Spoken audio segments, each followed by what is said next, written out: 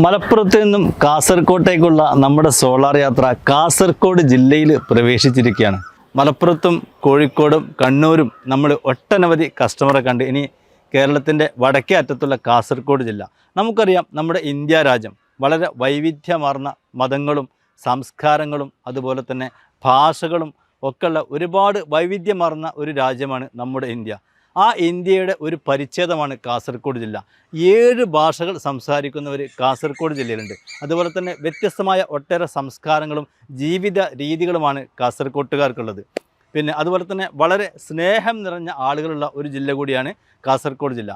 അപ്പോൾ നമുക്ക് ഇന്ന് മുതൽ കാസർഗോഡ് ജില്ലയിലെ സോളാർ വിശേഷങ്ങൾ അറിയാം.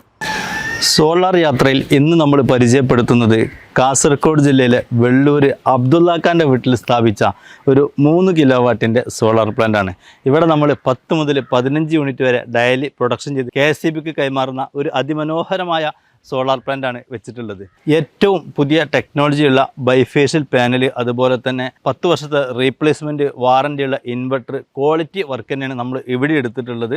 പേയ്മെൻറ്റുമായി ബന്ധപ്പെട്ട എക്സ്പീരിയൻസും സോളാറുമായി ബന്ധപ്പെട്ട എക്സ്പീരിയൻസും അബ്ദുള്ളാക്ക നമുക്ക് വേണ്ടിയാണ് ഷെയർ ചെയ്യും. പേയ്മെൻറ്റ് സോളാർ എന്നെ സംബന്ധിച്ചോളം അടിപൊളിയാണ്, ഉഷാറാണ്, എല്ലാവരിലും നല്ല ആത്മാർത്ഥതയുണ്ട്. എനിക്ക് ഏറ്റവും കൂടുതൽ ഇഷ്ടപ്പെട്ടത് പേയ്മെൻറ്റിൻ്റെ ഇതാണ്. ഞാനധികം യൂട്യൂബിൽ ഇവരെല്ലാ പരിപാടിയും കാണലുമുണ്ട്. ഡെയിലി 17-18 കിട്ടും. അതിൻ്റെ 12 അവർ പറഞ്ഞിനി, അതിപ്പോൾ 17-18 കിട്ടുന്നുണ്ട്. പിന്നെ ഞാനും അതേപോലെ ക്ലിയറായിട്ട് അതിനെ ശ്രദ്ധിക്കുന്നുമുണ്ട്. ആഴ്ചയൊക്കെ ക്ലീൻ ചെയ്യുക എല്ലാം ചെയ്യും. നല്ലതാണ്, അടിപൊളിയാണ്. അസറഫ്ക്കാരെ പൂർണ്ണമായി വിശ്വസിക്കാൻ പറ്റിയ ഒരാളാണ്. കറണ്ട് ബില്ല് നേരത്തെ 4000 രൂപയിലും വന്നിരുന്നു. ഇപ്പം ഫിക്സഡ് ചാർജ് 200-226 ഇങ്ങനെ വരല്. എന്നിട്ടും പിന്നെ എക്സ്പോർട്ട് ചെയ്യുന്നുണ്ട് കുറേ. ഈ പ്രാവശ്യം 350 എക്സ്പോർട്ട് ചെയ്തിന്. കഴിഞ്ഞ പ്രാവശ്യം എത്ര 380. ഇമ്പോർട്ട് കഴിച്ച് ബാക്കി എക്സ്പോർട്ട് കിട്ടുമല്ലോ, അത് KSBയിലേക്ക് എക്സ്പോർട്ട് ചെയ്തിന്. ഇനിയൊന്ന് കൂടുതൽ പറയേണ്ടതെല്ലാം